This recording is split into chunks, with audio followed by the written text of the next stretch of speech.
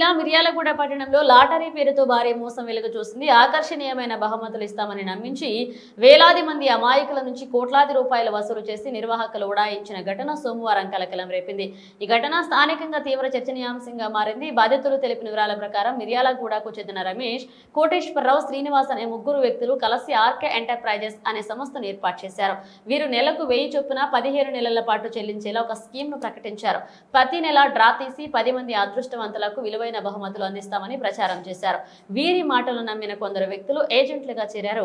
ఈ ఏజెంట్ల ద్వారా సంస్థ నిర్వాహకులు ఉమ్మడి నల్గొండ జిల్లాలో పాటు హైదరాబాద్, ఆంధ్రప్రదేశ్లోని కొన్ని ప్రాంతాల నుంచి దాదాపు 2600 మందిని సభ్యులుగా చేర్చుతున్నారు.